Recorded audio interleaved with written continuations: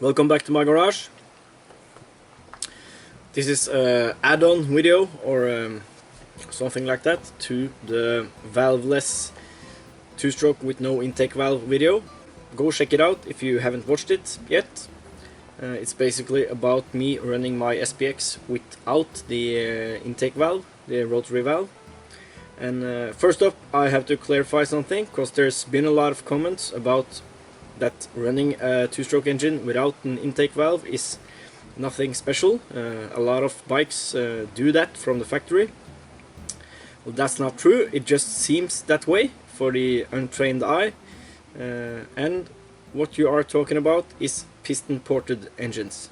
So there's basically three kinds of intake arrangements in two-stroke engines. The common three types at least. And it's raining a lot here, so if you're hearing the noise, that's the rain.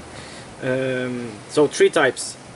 It's the reed valve, which usually looks like a V, and there's this plastic or steel little flappers that it's basically designed as a one-way valve, so it's directed into the crankcase and mixture can get in but not out. So that's the reed valve. And now it's a thunderstorm. But anyways, then there's the piston port, which is a hole in the cylinder wall below the piston, and as the piston is moving towards top dead center, the hole is uncovered and mixture is allowed to flow from atmosphere outside into the crankcase. And when the piston is moving down, it closes off the intake valve. That's the two common types. Then the third common type is the rotary valve.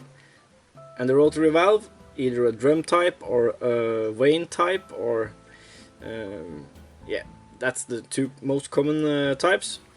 And it's basically just a rotary valve, either a drum or a vane, or not a vane, a disc with a cutout, and this cutout uncovers a hole into the crankcase, so mixture can flow, and it also covers it depending on how you time it. So those are the three types. And what people often mistake for being a valveless engine is just a piston port engine, because you can't see a valve because the intake is directed into the cylinder and the piston is the intake valve. So my engine is not piston ported. There is an open hole straight into the crankcase. From the carb straight into the crankcase. It's always open, no valve. I've removed the rotary valve, so there is just an open duct all the time. So you can have the engine running and you can stick your finger in there, and as long as you don't touch the crank, there's nothing hindering you from doing that at full open throttle.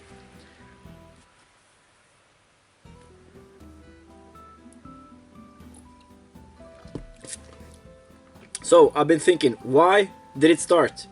It shouldn't. It really shouldn't start. So one explanation might be that since the throttle is closed when I'm cranking it and it fires up and idles, the throttle slide might act as enough of an restriction to not allow the mixture to be pushed out again through the intake fast enough, and it will be pushed into the transfers and up into the cylinder, and it can sustain running, or it can run basically. So that's maybe the most the explanation that I think is right. There could be some wave action or something going on that I don't know about that is effective even at idle. Maybe the pipe is working in some kind of much lower frequency at idle and low revs and makes this work. Not sure, but I just think that the pumping action from the piston, which normally is working to start it and idle it, and when it comes up on the pipe, it's the pipe that's doing the work. The pumping action might just still work because of the slide. But then I am able to lift the slide and rev it, give it throttle,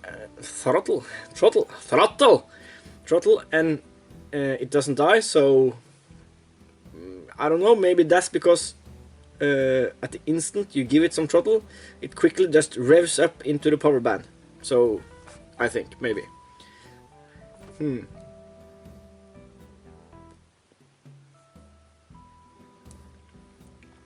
Now, will it make more power than with the valve?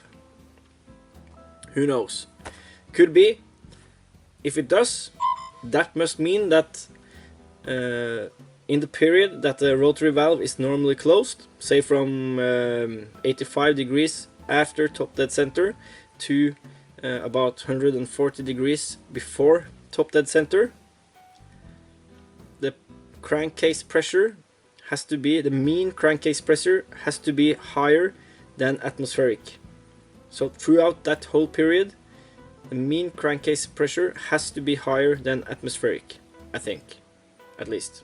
That's just a thought, and nothing scientific about it at all. I think that that has to happen for no valve to be better than a valve that closes off the crankcase in that period.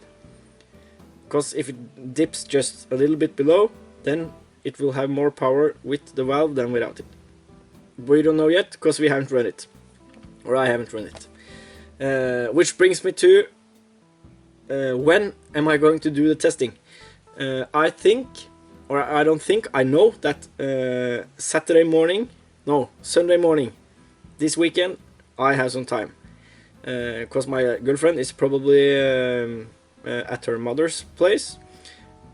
She might be home, but at least the kids are at her mother's place. And so I can make some noise. The only problem is I am going to a wedding party Saturday. So I will have to restrain myself from getting too drunk and not getting up in the morning to do the testing. I think I can do it. I hope I can do it. Okay, thanks for watching. I don't know if this clarified anything or just maybe it was a confuser. I don't know. But anyways, thanks for watching. Please subscribe.